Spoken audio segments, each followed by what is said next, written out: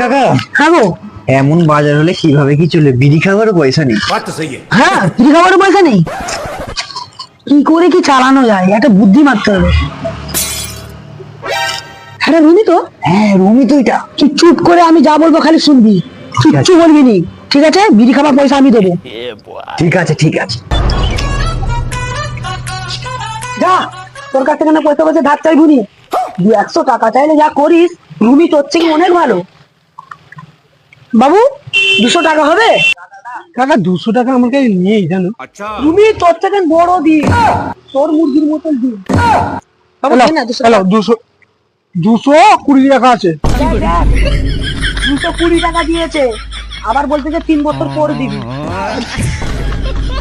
ইস শালা 200 টাকাটা চলে গেল, আবেগে পড়ে দিয়েছে।